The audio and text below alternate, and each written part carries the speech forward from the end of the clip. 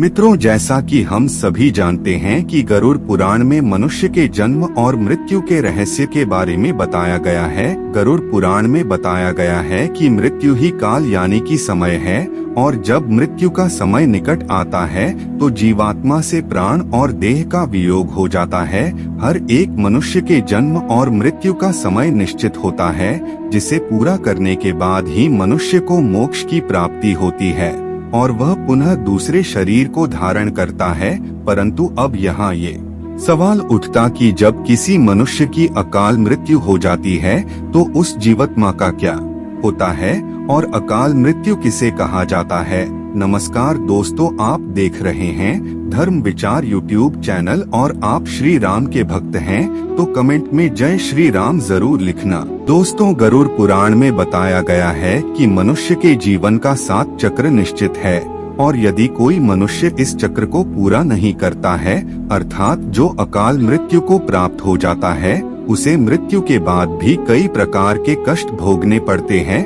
परंतु सबसे पहले ये जानना आवश्यक है कि अकाल मृत्यु क्या होता है, अर्थात किस तरह की मृत्यु को गरुड़ पुराण में अकाल मृत्यु की श्रेणी में रखा गया है। गरुड़ पुराण के सिंहावलोकन अध्याय में बताया गया है कि यदि कोई प्राणी भूख से पीड़ित होकर मर जाता है, या हिंसक प्राणी द्वारा मारा जाता है, या फिर गले में फांसी का फंदा लगाने से जिसकी मृत्यु हो जाती है, अथवा जो विष तथा अग्नि आदि से मृत्यु को प्राप्त हो जाता है, अथवा जिसकी मृत्यु जल में डूबने से हो जाती है, या जो सर्प के काटने मर जाता है, या जिसकी दुर्घटना या रोग के कारण मृत्यु हो जाती है, वह अकाल मृत्यु को प्राप्त होता है। लेकिन दोस्तों, गरुड़ पुराण में आत्महत्या को सबसे निंदनीय और घृणित अकाल मृत्यु बताया गया है। इतना ही नहीं, भगवान विष्णु ने आत्महत्या को परमात्मा के अपमान करने के समान अपराध बताया है। साथ ही गरुड़ पुराण में विष्णु ने बताया है कि जिस मनुष्य अथवा प्राणी की मृत्यु प्राकृतिक होती है,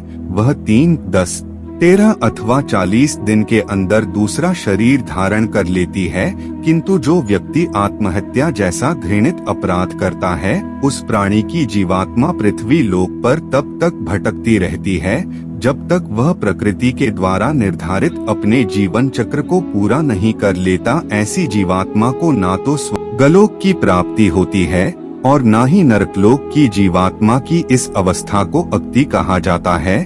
इसलिए गरुड़ पुराण में बताया गया है कि आत्महत्या करने वाली आत्मा अकाल मृत्यु को प्राप्त होने वाले सभी आत्माओं में सबसे कष्टदायी अवस्था में पहुंच जाता है, और अकाल मृत्यु को प्राप्त करने वाली आत्मा अपनी तमाम इच्छाओं यानी भूख, प्यास, संभोग, सुख, राग, क्रोध, दोष, लोभ, वासना आदि की पूर्ति के लिए अंधकार में तब तक भटकता रहता है जब तक कि उसका परमात्मा द्वारा निर्धारित जीवन चक्र पूरा नहीं हो जाता। परंतु अब यहाँ ये सवाल उठता है कि किसी भी प्राणी की अकाल मृत्यु क्यों होती है।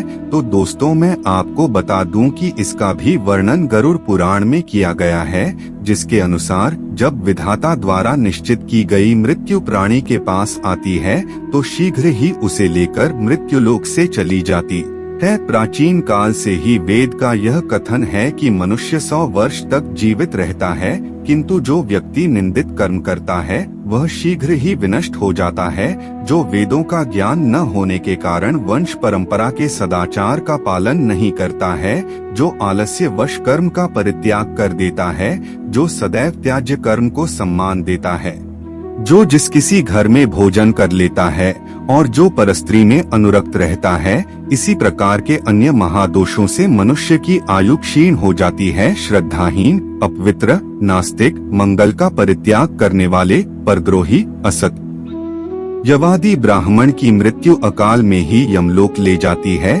प्रजा की रक्षा न करने वाला, धर्माचरण से ही क्रूर, व्यसनी, मूर्ख, वेदानुशासन से पृथक और प्रजापीड़क क्षत्रिय यम का शासन प्राप्त होता है। ऐसे दोषी ब्राह्मण एवं क्षत्रिय मृत्यु के वशीभूत हो जाते हैं और यमयातना को प्राप्त करते हैं। जो अपने कर्मों का परित्याग तथा जितने मुख्य आचरण हैं उनका परित्याग करता है और दूसरे के कर्म में निरत रहता है, वह निश्चित ही अकाल मृत्यु को प्राप्त करता है।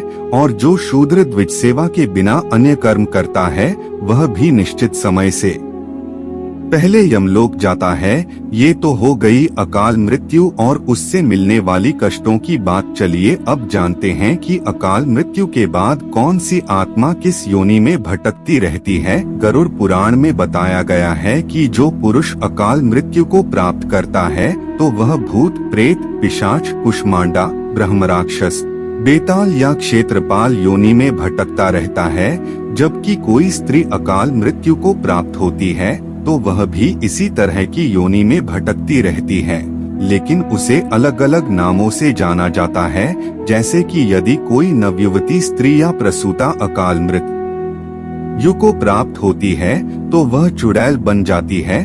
वही जब किसी कुंवारी कन्या की अकाल मृत्यु हो जाती है तो उसे देवी योनि में भटकना पड़ता है। इन सब के अलावे गरुड़ पुराण में अकाल मृत्यु के कारणों से मृत आत्मा के शांति हेतु कई तरह के उपाय बताए गए हैं। गरुड़ पुराण में बताया गया है कि अकाल मृत्यु को प्राप्त करने वाले आत्मा हेतु उनके परिवार जनों को नदी या तालाब में तर्पण करना चाहिए। साथ ही मृत आत्मा की इच्छा की पूर्ति के लिए पिंडदान अथवा सत्कर्म जैसे दान पुण्य अथवा गीता का पाठ करवाना चाहिए। ये कार्य कम से कम 3 वर्षों तक चलते रहने चाहिए। साथ ही वर्षी आने पर भूखे ब्राह्मणों, बालकों को भोजन भी कराना चाहिए ताकि मृत आत्मा को जल्द से जल्द मुक्ति मिल सके। वैसे दुर्घटना, रोग या अन्य किसी भी प्रकार की अकाल मृत्यु को रोकना तो हम इंसानों के वश में तो नहीं, लेकिन आत्महत्या को हम रोक सकते हैं।